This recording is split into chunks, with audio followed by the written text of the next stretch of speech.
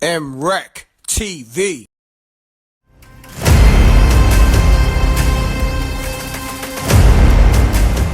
Spooky!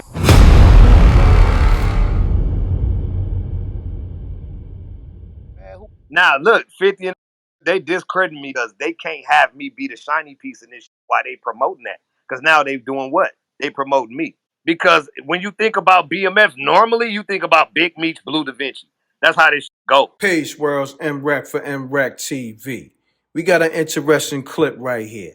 Bleu DaVinci reveals why 50 Cent doesn't have him a part of the BMF series, and also how he met Big Meech and how BMF is his brainchild. And he goes real deep.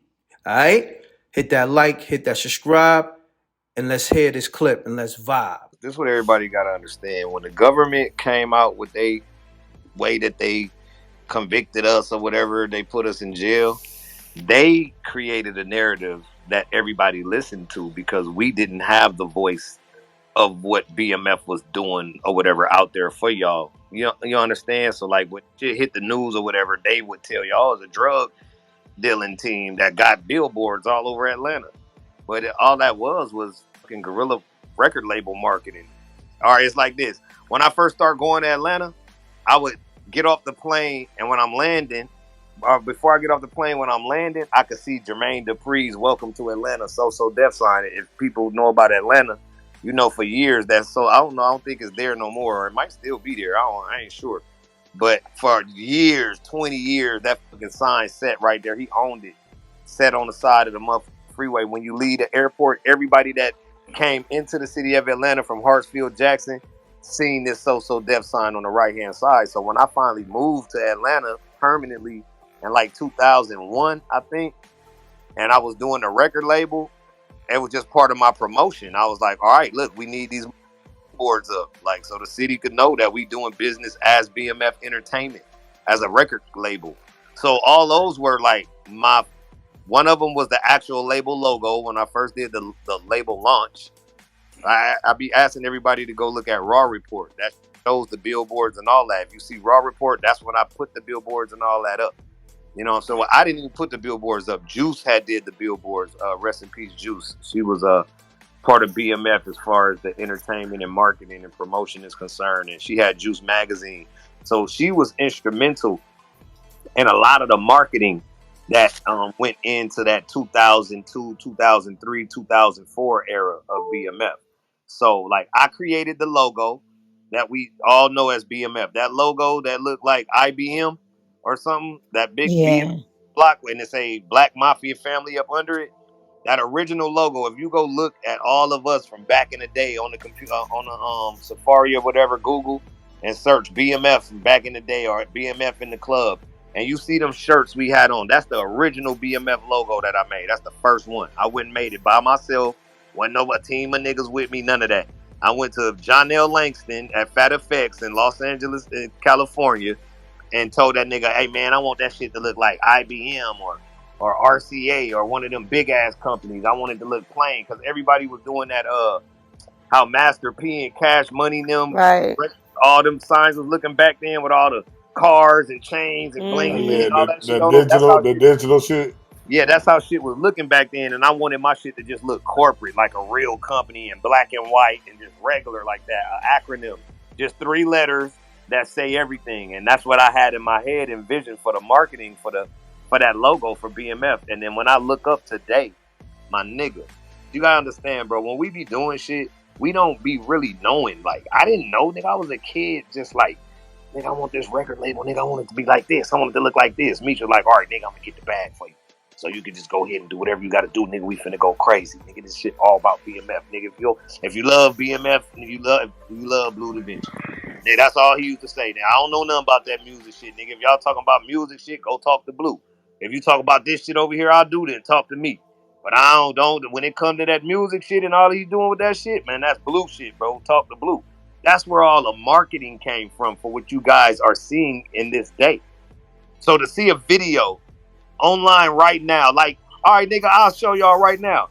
How many people watch the BMF shit that's on Stars? Not the TV show, but that's fucking documentary that they dropped that's on Stars right now. The BMF documentary that's on Stars. Anybody here watch that? My homeboy Everybody watching it watch that right shit. now in another room.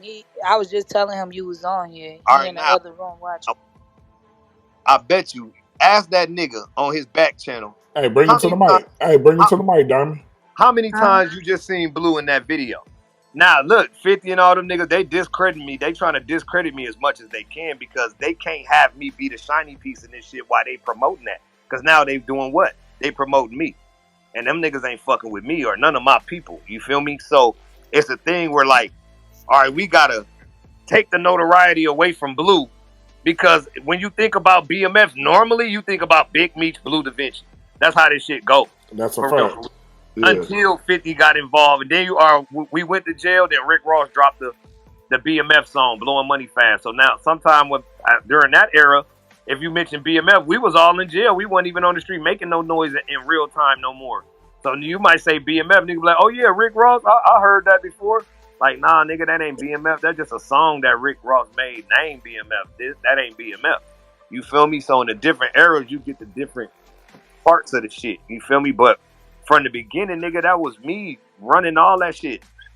Think about it, bro. You watch the TV show Big Meech selling drugs or whatever from when he was 15 years old or whatever, however that shit is rolling out. So that means if he was a kid doing it, he was 16, 17, 18, 19, 20, 21, 22, 23, 24, 25, 26, 27, 28, 29, 30, 31, 32, 33. He had been balling, nigga, been making all that money. That wasn't nothing new from when I met him and y'all found out about how he was balling. He had been balling for 25 fucking years by then, 20 years or something by then. But y'all didn't know about him. He wasn't no urban household name. They wasn't doing no TV shows and shit about him. It wasn't until we came together and went on that run from 2000 to 2005 that turned that situation into an urban household name. It was the collective of people. It wasn't just Bleu DaVinci. I'm not saying that either. It was a collective of people that were together that created that entourage for that time. And it's a lot of people to credit to that. And you won't get that from that TV show because that TV show is not a BMF TV show. It is the life story of Demetrius Flannery. See, that's what. See, but 50's a great person with marketing and doing this business. He's one of the best at it. So he knows how to use the BMF aspect because that's what's popular. Attain Big Meech's life rights, create a project, and make it feel like, oh, nigga, this BMF. But it's not BMF. It should have just been called The Life and Times of Demetrius Flannery or some shit like that. Because yes, you're gonna get the BMF part in it whenever he gets to that part of Meech's life that he was involved with the BMF shit. Yes, you'll get that. But that don't mean that when it come on, nigga, we in motherfucking Atlanta throwing $200,000 doing what is popular, quote unquote, from BMF. We didn't give a fuck about people knowing about people selling drugs. You think a nigga wanted to want people to be on TVs talking about how nigga sold drugs? No, not at all. Nigga not supposed to be on TV showing that shit, my nigga. No. You supposed to be on TV showing something totally different to these kids. We supposed to be showing how we made it from start to finish. All right, they started off fucking up. There was a bunch of niggas fucking up. This how it looked, and this is the things that happened during that time of BMF. When I met Meech, nigga, it wasn't no BMF. It was Stomping Ground Entertainment is the company I signed to. When I first met them niggas, I signed to a label that him, his brother, and this nigga named Wayne had, and it's called Stomping Ground Entertainment. I was the first artist on it. Him and his brother fell out. Stomping Ground Entertainment went defunct, and then Meech had us, the Cali niggas he was fucking It's with. because he slept all day and Yeah, his brothers kept most of the Detroit niggas with him, and they stayed in LA, and we was in Atlanta, and we went crazy in Atlanta once we separated. Them niggas, Southwest T was calling themselves 263. They had denounced BMF at that time. They were saying we was too hot, we was doing too much, we gonna make us go down. We got billboards, all that same shit everybody else was saying. They were saying, don't call us BMF, nigga, we 263.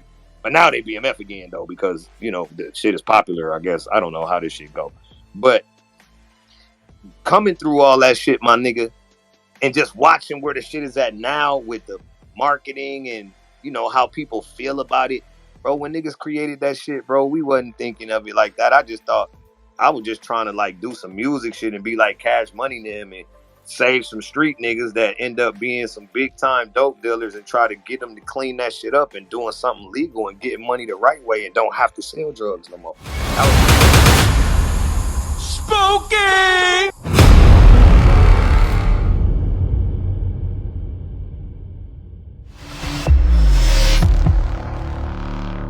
m.reck TV.